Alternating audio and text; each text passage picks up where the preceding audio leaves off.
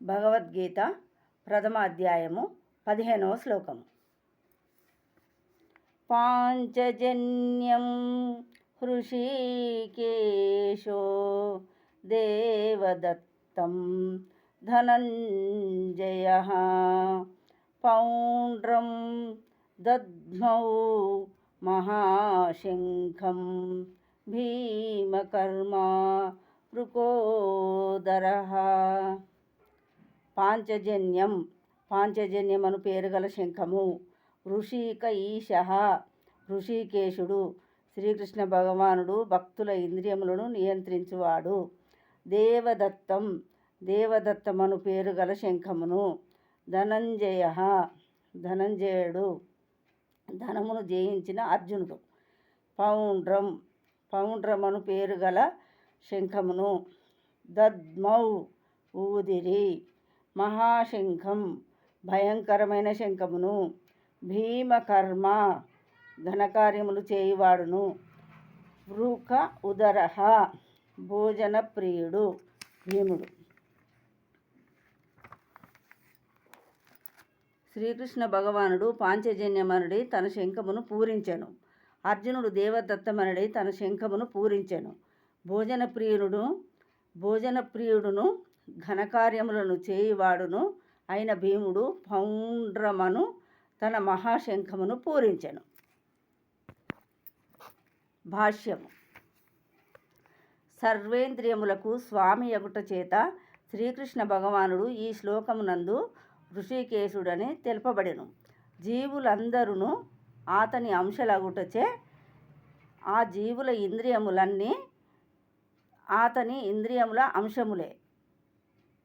నిరాకారవాదులు జీవుల ఇంద్రియములను గూర్చి వివరింపలేనందున వారిని ఇంద్రియరహితులు లేదా నిరాకారులుగా వర్ణింపగోరుదురు.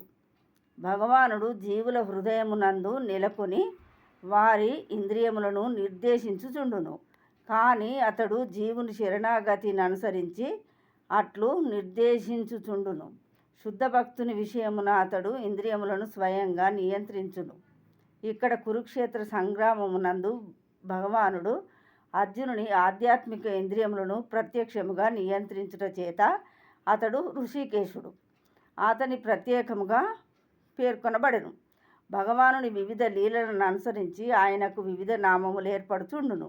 ఉదాహరణకు మధు అను రాక్షసుని సంహరించుటచే అతనికి మధుసూదనుడు అనేది నామము కలిగెను. అతడు గోవులకు మరియు ఇంద్రియములకును ఆనందము కలిగించుటచే గోవిందుడు అను నామము కలిగెను. వసుదేవుని పుత్రునిగా జన్మించుట చేత వాసుదేవుడు అను నామము కలిగెను. దేవకీ వసుదేవిని తల్లిగా అంగీకరించుట చేత దేవకీ నందన అను నామము కలిగెను. బృందావనమున యశోదమ్మకు బాల్యలీలలు దర్శించు అవకాశము కలిగించుట చేత యశోదనందన అను నామము కలిగెను.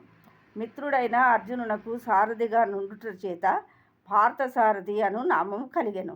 అట్టే కురుక్షేత్ర రణరంగమున అతడు అర్జునునకు నిర్దేశము కావించుట చేత ఋషికేశుడు అను నామము కలిగెను.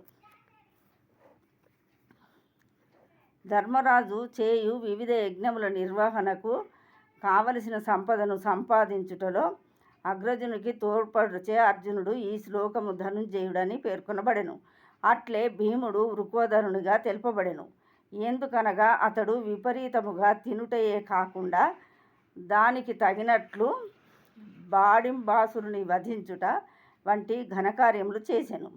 ఈ విధముగా పాండవ పక్షమునందలి శ్రీకృష్ణ భగవానుడు మొదలుకొని వివిధ మహాయోధులచే పూరింపబడిన వారి ప్రత్యేక శంఖములు యోధులకు ఉత్సాహమును కలిగించను.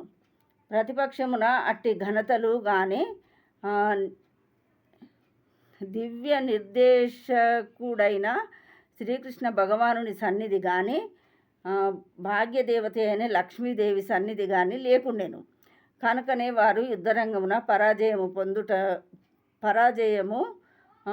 పొందుదురనుట ముందే నిశ్చయింపబడెను. ఆ సందేశమే శంఖధ్వనుల ద్వారా ప్రకటింపబడినది. జై శ్రీకృష్ణ.